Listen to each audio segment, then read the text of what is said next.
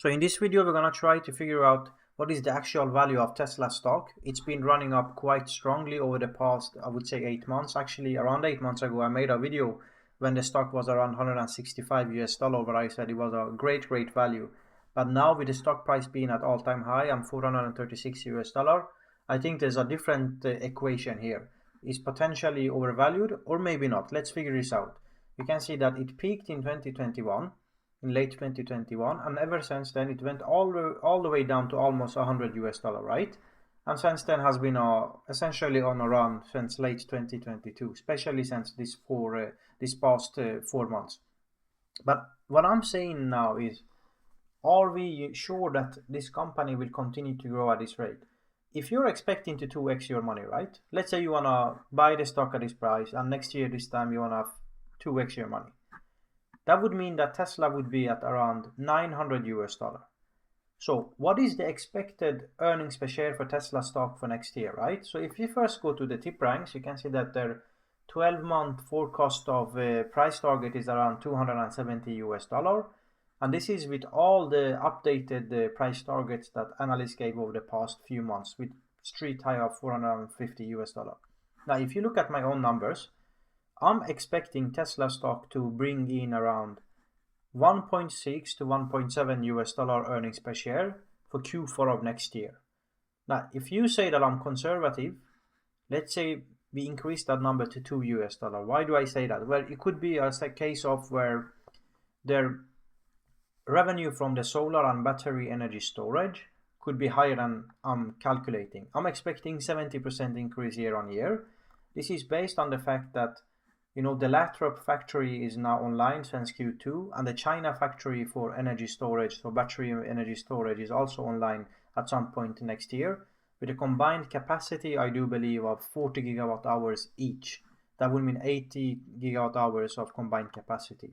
Now, we know that Tesla delivered around 6,900 in the previous Q3 and 9,400, so 9.4 gigawatt hours in Q2. And the revenue in Q2 was, let's have a look at it. So how much was the revenue from the battery energy storage? Q2 of this year, we had around 3 billion. And I'm expecting, let's say, 3.2 to 3.3 billion, because I do expect some increase in that segment.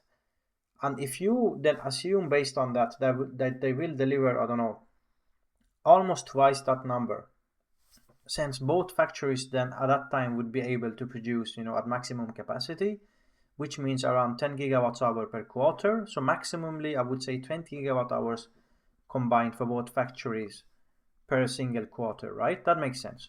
And since we know that around 9.4 gigawatt hours that they had in Q2 gave them around 3 billion in revenue, if you double that number from 9.4 to around 20, you would expect that they would get around 6 billion, right? I went a little bit less because maybe they aren't able to ramp up quite as aggressively as we want them to. So let's have a little bit of a headroom. But I mean, it's potential that they take in 6.5 billion revenue next year based on if they ramp up fully correctly. Yeah, we can see 6.5 billion, which would mean that the revenue combined for Tesla automotive and battery energy storage would be closer to 37 to 38 billion US dollar. That's possible. That's why I'm saying that I'm expecting the earnings per share to be from 1.5 to 2 US dollar. It's a little bit difficult to say. But at 2 US dollar of earnings per share for next year, for Q4, and let's say 1.5 for Q2, right? Q3, that's 3.5 US dollar earnings per share for second half. And then if we go with 1 US dollar each for Q1 and Q2, that's 5.5 combined earnings per share. But if I'm again conservative, let's go with 6.5 or even 7. And at a stock price of 950, right? If you want to double your money, 950 divided by, let's go a little bit high, but not completely the highest, 6.2 earnings per share for next year. That gives us a price to earnings ratio of 153 times. I do believe that's way too high for Tesla at this rate. Remember, I was an extreme Tesla bull from 2018, 19, 20.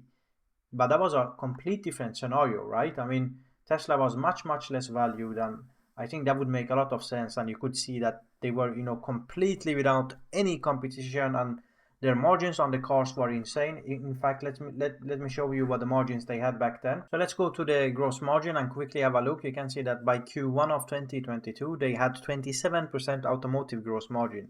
That is actually insane. Like, think about it. They were selling cars and they were making around 30% gross margin on electric vehicles, right?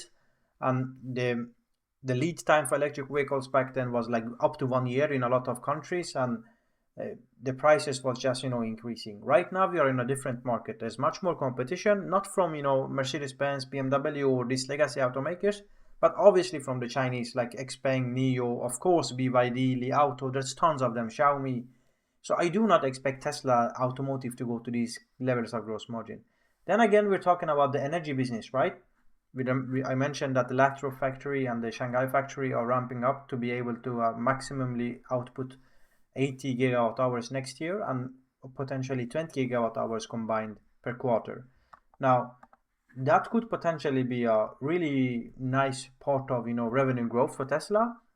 But remember that in this past quarter that they reported, they had around 2.3 billion US dollar in sales, and the all-time high was in Q2, where they actually delivered 9.4 gigawatt hours, and they had a revenue of 3.2 billion. So if they double that number, or even slightly more than that, let's say increase it by 120% to around 20 gigawatt hours, which is the maximum capacity of those two factories combined, that would mean that Tesla would have around 6.5 billion of revenue on the battery energy storage business, since we know that the solar business is essentially doing nothing right now, right? So most of it is from battery energy storage business.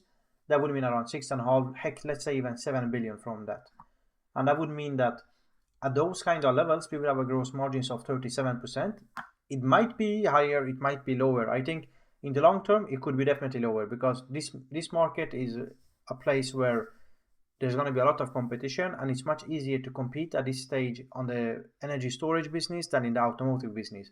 Essentially you buy batteries from CATL, put some software, some inverters, and some other electrical components, and you sell it as a package for hundreds of thousands or millions of US dollar, but depending on how much energy they store. So I think the barrier to entry on the energy storage business is much lower than the automotive. So although the automotive business will have lower gross margin, they're much more, the number one there, and undisputed number one, whereas in the energy storage business, I think it's going to be much easier to compete with Tesla.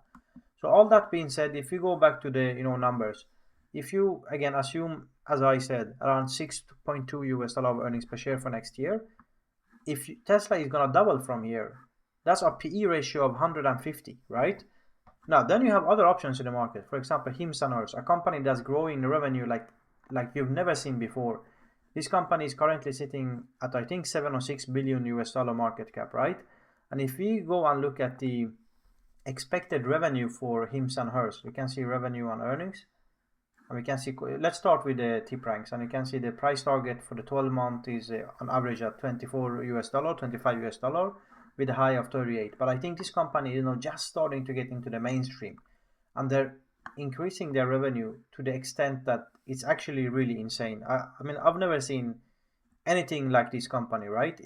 Hims & Hers is a potential 10-20 bagger if you have somewhat of a patience. I mean, you can see here, like, look at their revenue growth from Q3 of last year until now. They went from like 226 million to 400 million. And I think like these expectations are not updated, and I think they are very, very like low. I could easily see them doing by Q4 of next year 600 million in revenue. So this company, I think, offers much better opportunity to double your money with less risk, because even if they increase their revenue next year, even the year after that they will increase again, and also the year after that, because there is not a whole lot of competition, and this company has essentially very little members right now. Think of it as a Netflix of 2012 or 2020, let's say 2013, right? Netflix was offering a great product, but it wasn't in everyone's home. A lot of people didn't subscribe, and then over the last 10 years it become like for everyone, right? I'm not saying that everyone will be a member of Hims & Hers, but I think they definitely is gonna grow at least for the up and coming 5 years. So that's some options there. You have Sophie stock, also same kind of scenario in the fintech market, growing very fast. I don't think this company is offering same upside as HIMS, but I think there's less risk than Tesla. And then if you go, on the stock market, I think there's a lot of hype on Tesla right now.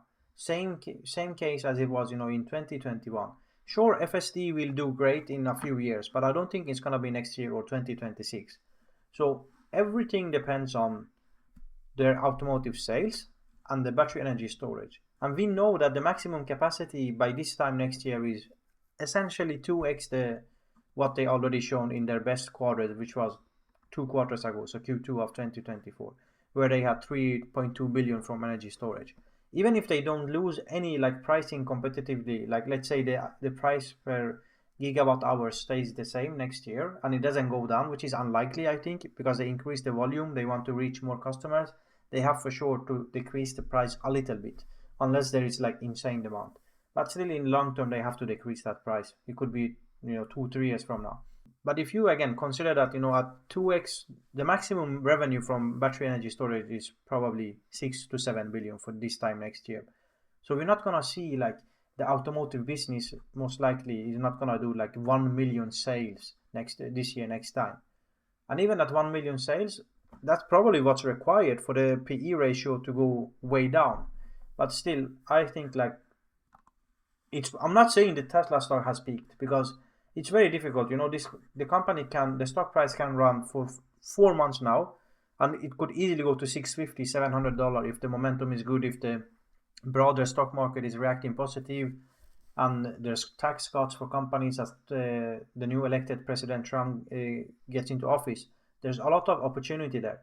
But I think the risk is not worth it, in my opinion. I think you should have invested in Tesla stock in the summer of this year. Right now, there's better options. Doesn't mean that it's gonna do bad. I think it's, again, if the market is continuing at this rate, there's no reason why Tesla stock could go down at this stage. I don't think so, because the hype is there and they're doing cool products. But the fundamentals, in my opinion, doesn't warrant this valuation right now. So right now, I would start again from maybe next week covering HIMS and HERS, the stock. I think it's a very interesting opportunity. And I do think that at this kind of valuation, let's have a look quickly and see what their actual value is on the stock market. So HIMS and HERS is valued, I think, at $6.5 billion US for a company that is potentially doing 600-700 million in quarterly revenue, like in, let's say, 4 or 5 quarters from now, by latest.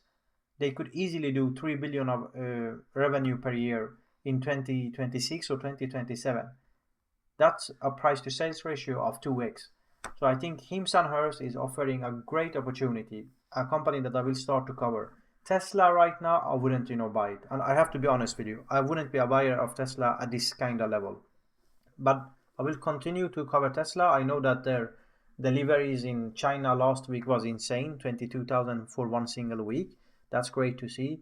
The Model Y will be updated, so they will be facing, tough competition in China, but the Model Y, the updated one, Juniper, will take care of some of that at least. But still, I don't see a scenario where they will like outcompete the Chinese manufacturers, because the Chinese manufacturers are doing exactly what Tesla does. The problem is for the legacy manufacturers like BMW and Volkswagen, Mercedes, Volvo, and all these guys. But that's not the Chinese manufacturers. They're completely different animal, I think. So yeah, I think that's gonna do it for today. Please engage in the comment section. Share your ideas. Do you think Tesla is overvalued, or if there's better risk reward opportunity out there? And I guess thank you for your time, and see you in the next one.